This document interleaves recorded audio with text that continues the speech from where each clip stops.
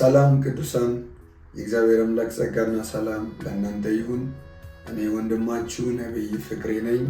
የከፍታ በክርስቶስ ዓለም አቀፍ ቤተክርስቲያን መስራችና ባለራዕይ። እግዚአብሔር አምላክ የተባረከ ይሁን። ዛሬም አንድ ድንቅ የእግዚአብሔርን ቃል አብረን እንድንካፈል በፊታችሁ ተገኝቻለሁ። የቪዲዮ ወደ እናንተ ሲደርስ ሼር እያደረጋችሁ ዩቲዩባችንንም ሰብስክራይብ እያደረጋችሁ በቲክቶክም ቢሆን ላይክ በማድረግ ሼር በማድረግ ይህንን የእግዚአብሔርን ጸጋ እንድትካፈሉ በእግዚአብሔር ፍቅር አሳስባለሁ። የእግዚአብሔር ቅዱስ ቃል መጽሐፈ ኢያሱ ወልደ ነዌ ምዕራፍ 1 ከቁጥር 1 ጀምሮ ያለው ክፍል እንደዚህ ይላል። መጽሐፈ ኢያሱ ወልደ ነዌ ምዕራፍ 1 እና ምዕራፍ 21 ሁለቱን እናያለን። የእግዚአብሔር ቃል እንደዚህ ይላል። በጌታ በኢየሱስ ስም አነባለሁ። እንዲህም ሆነ የእግዚአብሔር ባሪያ ሙሴ ከሞተ በኋላ እግዚአብሔር የሙሴን አገልጋይ የነዌን ልጅ ኢያሱን እንዲህ ብሎ ተናገረው። ባሪያዬ ሙሴ ሞተዋል። አሁንም አንተና ይህ ሕዝብ ሁሉ ተነስታችሁ ለእስራኤል ልጆች ወደሚሰጣቸው ምድር ይህንን ዮርዳኖስን ተሻገሩ።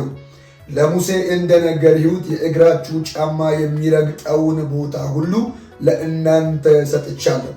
ከምድረ በዳውም ከዚህም ከሊባኖስ ጀምሮ እስከ ታላቁ ወንዝ እስከ ኤፍራጢስ ድረስ የኬጢያውያን ምድር ሁሉ እስከ ፀሐይ መግቢያ እስከ ታላቁ ባህር ድረስ ዳርቻችሁ ይሆናል። በሕይወት ዕድሜ ሁሉ ማንም አይቋቋምህም። ከሙሴ ጋር እንደሆንሁ እንዲሁ ከአንተ ጋር እሆናለሁ። አልጥልህም፣ አልተውህም። ለአባቶቻቸው እሰጣቸዋለሁ ብዬ የማሉላቸውን ምድር ለዚህ ሕዝብ ታወርሳለህና ጽና፣ አይዞ እያለ ይቀጥላል። ምዕራፍ 1 ከቁጥር 1 እስከ 6 ነው ያነበብኩት። ምዕራፍ 21 ላይ ደግሞ በጣም የተወደደ ቃል አለ። ምዕራፍ 21 ከቁጥር 43፣ 44፣ 45 ላይ ያለውን አንብበን አብረን ደግሞ ይህንን ቃል እናውጃለን። እንደዚህ ይላል። እግዚአብሔርም ይላል እግዚአብሔርም ይሰጣቸው ዘንድ ለአባቶቻቸው የማለላቸውን ምድር ሁሉ ለእስራኤል ልጆች ሰጠ። ወረሷትም፣ ተቀመጡባትም። እግዚአብሔርም ለአባቶቻቸው እንደማለላቸው በዙሪያቸው ካሉት አሳረፋቸው። ከጠላቶቻቸውም ሁሉ ይቋቋማቸው ዘንድ ማንም ሰው አልቻለም። እግዚአብሔርም ጠላቶቻቸውን ሁሉ በእጃቸው አሳልፎ ሰጣቸው። እግዚአብሔር ለእስራኤል ቤት ከተናገረው መልካም ነገር ሁሉ ተፈጸመ እንጂ ምንም አልቀረም እያለ ይቀጥላል። ምዕራፍ 21 ቁጥር 44፣ 45 ቁጥር 43፣ 44፣ 45 ከመጀመሪያው ምዕራፍ መጀመሪያ ካነበብኩት ምዕራፍ እግዚአብሔር አምላክ ኢያሱን የመረጠበት ከኢያሱ ጋር ስራን የጀመረበት ወይም ከኢያሱ ጋር አዲሱን ምዕራፍ እግዚአብሔር አምላክ የመጀመሪያውን የሕዝቡን መሪ የሆነውን ነቢይ ሙሴን ወደ ራሱ ከጠራ በኋላ ኢያሱን ምዕራፉን በአዲስ መልክ እግዚአብሔር ያስጀመረበት ምዕራፍ ነው። ይህ ምዕራፍ በዘዳግም ምዕራፍ 31 ላይ ሙሴ በእስራኤላውያን ፊት በሕዝቡ ፊት ኢያሱን ጠርቶ እኔ ዛሬ 120 ዓመት ሆኖኛል። ከዚህ በኋላ እግዚአብሔር እወጣና እገባ ዘንድ አልችልም። እግዚአብሔር ይህንን ዮርዳኖስን አትሻገርም ብሎኛል። ኢያሱ አቤት አንተ በሰው የተናከነ መንገድ ላይ ተወልዷል እያሉ አንተን ሰዎች አይቀበሉትም። ሰዎች አንተን ባክግራውንድህንና ውልደትህንና እድገትን ስለሚያውቁ አይቀበሉህም። ነገር ግን አምላክህ እግዚአብሔር እርሱ ካንተ ጋር ይሆናል አለው።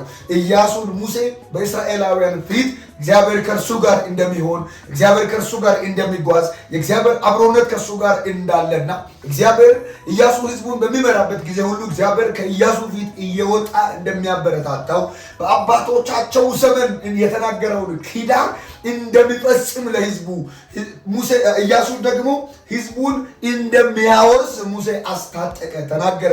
ዘዳግም ምዕራፍ 31 ከቁጥር 1 ጀምሮ እስከ 8 ያለውን አንብቡ። በእስራኤላውያን ፊት ኢያሱን አቁሞ አምላኪ እግዚአብሔር እርሱ ካንተ ጋር ይሄዳል፣ አይጥልህም፣ አይተውህም፣ ጠላቶቻችሁን በእጆች አሳልፎ ይሰጣል፣ በፊትህ የሚሄድ እርሱ እግዚአብሔር ነው ብሎ ኢያሱ እንዲጠነክር አበረታታው። ማን? ሙሴ። ከዛ በኋላ የሙሴ ምዕራፍ በዘዳግም ምዕራፍ 34 ሲዘጋ የኢያሱ ምዕራፍ 1 የሚል ተከፈተ። ኢያሱ የእግዚአብሔር ተወካይ ለሙሴ ተተኪ ሆኖ ተገለጠ። ምዕራፉ አሁን እኔ እንዳነበብኩት እንዲህም ሆነ እያለ ይቀጥላል። የእግዚአብሔር ባሪያ ሙሴ ከሞተ በኋላ እግዚአብሔር የሙሴን አገልጋይ የነዌን ልጅ ኢያሱን እንዲህ ብሎ ተናገረው። ባሪያዬ ሙሴ ሞተዋል። አሁንም አንተና ይህ ሕዝብ ሁሉ ተነስታችሁ ለእስራኤል ልጆች ወደሚሰጣቸው ምድር ይህን ዮርዳኖስን ተሻገሩ። በዚህ በምዕራፍ 1 ቁጥር 2 ላይ ሁለት ነገር አለ። ተነስታችሁ የሚል ቃል አለ፣ ተሻገሩ የሚል ቃል አለ። የመልእክቴ ዋና ሐሳብ ይሄ ነው። ተነሱና ተሻገሩ። ለመውረስ ወደ ተነገረላችሁ ቦታ ያንን ለመውረስ ተነሹና ተሻገሩ። እንግዲህ ያልተነሳ ሰው መሄድ አይችልም። ያልሄደ ሰው መድረስ አይችልም። ያልደረሰ ሰው ደግሞ መሻገር አይችልም። ያልተሻገረ ሰው ደግሞ መውረስ አይችልም።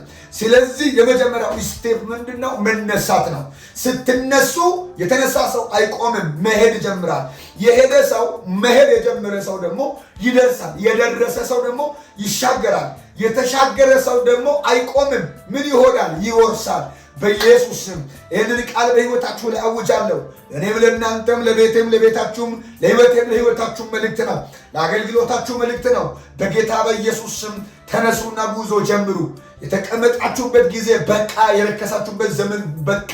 የተበሳጫችሁበት ዘመን በቃ። ብዙ እግዚአብሔር የተናገረውን የተስፋን ቃል ይዛችሁ ብዙ እግዚአብሔር የገባላችሁን ኪዳንን ይዛችሁ ቁጭ ያላችሁበት እንቅስቃሴ ያልጀመራችሁበት ዘመን በቃ። በጌታ በኢየሱስ ስም መነሳት ይሆናል። ስትነሱ መጓዝ አለ። ስትጓዙ መድረስ አለ። ስትደርሱ ደግሞ መሻገር አለ። ስትሻገሩ ደግሞ መውረስ አለ። በጌታ በኢየሱስ ክርስቶስ ስም ከዛሬ ጀምሮ ወደ ራእያችሁ ተነሱና ተጓዙ። ወደ በረከታችሁ ተነሱና ተሻገሩ። ኢየሱስ ጌታ ነው። ተነስታችሁ ይህንን ዮርዳኖስን ምን ሁሉ ተሻገሩ ይልና ይህ ከታናሹ ወንዝ ጀምሮ እስከ ታላቁ ባህር እስከ ኤፍራጥስ ድረስ ዳርቻችሁ ይሆናል። ለሙሴ እንደተናገርሁ የእግራችሁ ጫማ የሚረግጠውን ቦታ ሁሉ ላንተና ለዘሪ ለእናንተ አሳልፌ እሰጣለሁ። የረገጣችሁበትን ቦታ ሁሉ ትወርሳላችሁ። ነገር ግን ምንድነው ከእናንተ የሚጠበቀው? ተነሱ። ቅስቀሳ። ያልተነሳ ሰው አይጓዝም። ምንም የሰፈር ሰው ነው። ያልተነሳ ሰው ሰፈርተኛ ሆኖ ይቀራል። ሐዋርያው ጴጥሮስን ብትመለከቱ ሽባ ሰውዬን ምን አለ? ብርና ወርቅ የለኝም፣ ያለኝን ግን እሰጣለሁ። በናዝሬቱ ጌታ በኢየሱስም አለው ተነሳና አለው። መነሳት ይቀድማል። መነሻ ማለት ነው። በትንሹ ቢሆንም ተነስ። በናዝሬቱ ጌታ በኢየሱስም ተነሳና ተመላለስ። በዛን ጊዜ ነው ሰውየው ብድግ ብሎ ዘሎ ወደ ላይ ቆመ የሚለው። እግሩና ቁርጭምጭሚቱ ጸና። እየዘለለ እየተመላለሰ እግዚአብሔርንም እያመሰገነ ከነርሱ ጋር ወደ ውስጥ ገባ ይላል። ስለዚህ ለመግባት፣ ለመጓዝ፣ ለመሄድ፣ ለማመስገንም መነሳት ይቀድማል። ተነሱና ይህንን ዮርዳኖስን ተሻገሩ፣ ለአባቶቻችሁ ይሰጣችኋለሁ ብዬ የማሉላችሁን ምድር ለመውረስ ተነሱና ተሻገሩ ወደ ውርሳችሁ። መነሳት ይቀድማል አለ ጌታ። ኢየሱስ ጌታ ነው። የእግራችሁ ጫማ የሚረግጠውን ቦታ ሁሉ ለእናንተና ለዘራችሁ አሳልፌ እሰጣለሁ። ከዚህ ከታናሹ ወንዝ ጀምሮ እስከ ታላቁ ባህር እስከ ኤፍራጥስ ድረስ ዳርቻችሁ ይሆናል ካለ በኋላ አንድ ነገር ተናገረ። ቁጥር 5 ላይ በሕይወቴ ዕድሜ ሁሉ ማንም አይቋቋምህም፣ ከሙሴ ጋር እንደሆንሁ እንዲሁ ካንተ ጋር እሆናለሁ፣ አልጥልህም፣ አልተውህም፣ ለአባቶቻቸው ይሰጣቸዋለሁ ብዬ የማሉላቸውን ምድር ለዚህ ሕዝብ ታወርሳለህና ጽና፣ አይዞ እያለ ይቀጥላል። ጽና፣ አይዞ፣ በሕይወቴ ዕድሜ ሁሉ ማንም አይቋቋምህም። ከ20 ምዕራፍ በኋላ እንግዲህ በአንደኛው ምዕራፍ ተናግሯል። አንደኛው ምዕራፍ 1 ብላችሁ 2 ብላችሁ 3 ብላችሁ የቆጠራችሁ ስትመጡ በ21ኛው ምዕራፍ ቁጥር 43፣ 44፣ 45 ላይ 3 ቁጥር ላንብብላችሁ። ከምዕራፎች በኋላ በአንደኛው ምዕራፍ ተነሱ አለ፣ ተሻገሩ አለ፣ የረገጣችሁበትን አወርሳችኋለሁ፣ ያን ለአባቶቻችሁ እናንተ ሳትወለዱ በምድረ በዳ የተናገርኩትን የኪዳኑን ምድር አወርሳችኋለሁ፣ ተነሱ ተሻገሩ ብሎ ቀሰቀሳቸው። በሕይወት ዕድሜ ሁሉ ማንም አይቋቋም ብሎ እግዚአብሔር ለኢያሱ ቃል ገባ። እግዚአብሔር ለኢያሱ ቃል ገባ። ከሙሴ ጋር እንደሆኑ ካንተ ጋር እሆናለሁ አትቋቋምም ብሎ አልጥልህም አልተውህም ብሎ ቃል ገባ። ቁጥር 43 ምዕራፍ 21 ለምን ይላል? እግዚአብሔርም ይሰጣቸው ዘንድ ለአባቶቻቸው የማለላቸውን ምድር ሁሉ ለእስራኤል ሰጠ።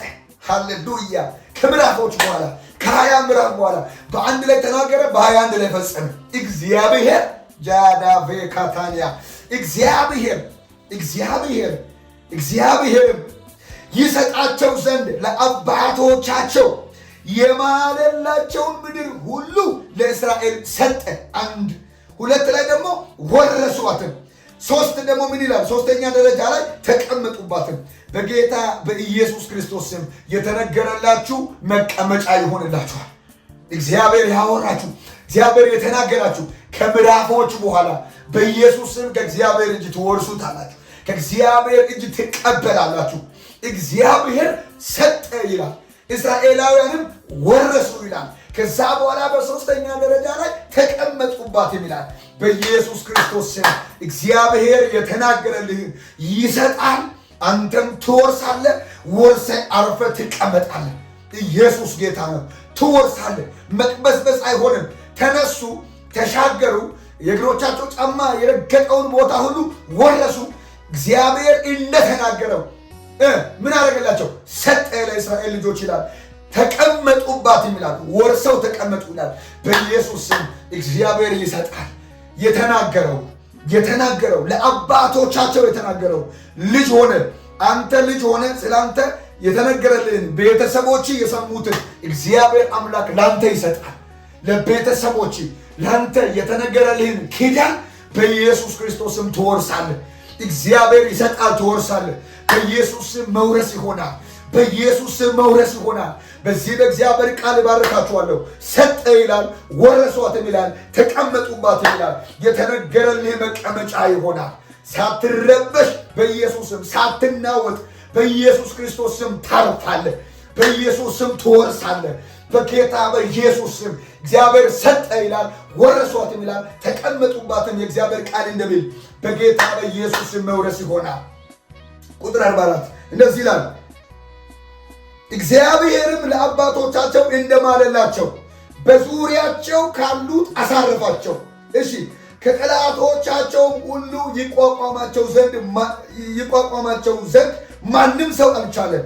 እግዚአብሔርም ጠላቶቻቸውን ሁሉ በእጃቸው አሳልፎ ሰጠ።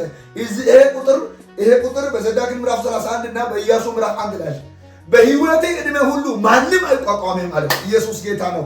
በምዕራፍ 1 በኢያሱ ምዕራፍ 1 ቁጥር 5 ላይ በሕይወቴ ዕድሜ ሁሉ ማንም አይቋቋምም፣ ከሙሴ ጋር እንደሆነው ነው ካንተ ጋር እሆናለሁ አለ። በምዕራፍ 31 በምዕራፍ 21 ቁጥር 44 ላይ ከጠላቶቻቸው ይላል ማንም ይቋቋማቸው ዘንድ አልቻለም። በኢየሱስ ስም አትቋቋምም። በሽታ፣ እርግማን፣ እርዛት፣ ውርደት፣ ክሳራ፣ የትኛውም ስም ያለው እርግማን በኢየሱስ ስም አይቋቋምህም። ማንም ሰው አልቻለም ካለ በኋላ ምን ይላል? አሳረፋቸው። ከዛ በኋላ እግዚአብሔርም ጠላቶቻቸውን ሁሉ በእጃቸው አሳልፎ ሰጣቸው ይላል። 45 ቁጥር ላንብብና እንጸልያለን። እግዚአብሔር ለእስራኤል ቤት ከተናገረው መልካም ነገር ሁሉ ተፈጸመ እንጂ ምንም አልቀረም። እግዚአብሔር ለእስራኤል ልጆች ከተናገረው መልካም ነገር ሁሉ ተፈጸመ እንጂ ምንም አልቀረም። ጸልያለሁ በጌታ በኢየሱስ ክርስቶስ ስም የተነገረልን ሁሉ እንድትወርስ እግዚአብሔር የገባልን ኪዳን ሁሉ እንዲያወርስ ጸልያለሁ። በዚህ ቃል መሰረት ዛሬ መነሳት ይሆናል። ጉዞ ትጀምራለህ። ጀምረ መንገድ ላይ አትቀርም፣ ትሻገራለህ። ተሻግረ ትወርሳለህ። ወርሰ ደግሞ እግዚአብሔር የተነገረልህን ተቀብለ በዛው ቦታ ላይ መቀመጫ ታደርጋለህ። እግዚአብሔር በዙሪያ ላይ ካሉ ጠላቶች ያሳርፋል።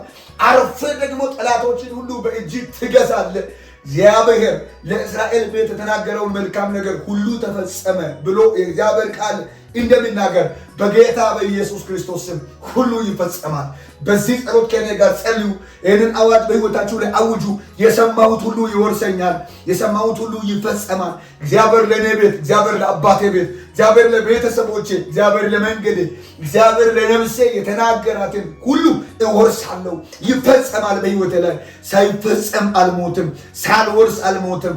መከናወን ሳላገኝ አልሞትም። ስኬትን ሳላገኝ አልሞትም። እግዚአብሔር የተናገረኝ ሁሉ በሕይወቴ ላይ ይፈጸማል እያላችሁ ትንቢት ተናገሩ፣ አውጁ። ይሄ ለነፍሳችሁ እረፍት ነው። ይሄ ሕይወታችሁ ይመራል። ይሄ ቃል በጌታ በኢየሱስ ስም ጸልያለሁ። ከዛሬ ጀምሮ እግዚአብሔር የተነገረልኝ ሁሉ በሕይወቴ ላይ መፈጸም ይጀምራል። አንድ በአንድ የተስፋ ቃል የዘገየባችሁ ሰዎች፣ ብዙ ሰምታችሁ ብዙ ግን በማይሆን መንገድ ያላችሁ ሰዎች እግዚአብሔር ኪዳኑን ይፈጽማል። እግዚአብሔር ኪዳኑን ይፈጽማል። ለእስራኤል ቤት የተናገረውን ሰጠ ለእስራኤል ልጆች ይላል። እነሱም ወረሱአት ይላል። ወርሰው ተቀመጡባትም ይላል። በዙሪያቸው ካሉ ጠላቶቻቸው አሳረፋቸው ይላል። አርፎ ኖሩ ይላል። ጠላቶቻቸውንም ጭምር ወረሱ ይላል። እግዚአብሔር ለእስራኤል ልጆች ከተናገረው መልካም ነገር ሁሉም ተፈጸመ ይላል። ምንም አልቀረም እንደሚል በኢየሱስ ክርስቶስ ስም ሁሉ ይፈጸማል። ሁሉም ይፈጸማል። ሁሉም ይፈጸማል። ሁሉም ይፈጸማል። ሁሉም ይፈጸማል። በበሽታ አትቀደምም። በእርግማን አትቀደምም። በድህነት አትቀደምም። ባለመሳካት አትቀደምም። ከዚህ በኋላ ማጉረምረም፣ ዋጋ መክፈል፣ ማልቀስ አይሆንም። በኢየሱስ ማረፍ ሆነ። በኢየሱስ ማረፍ ሆነ። ተፈጸመ። ሻሎም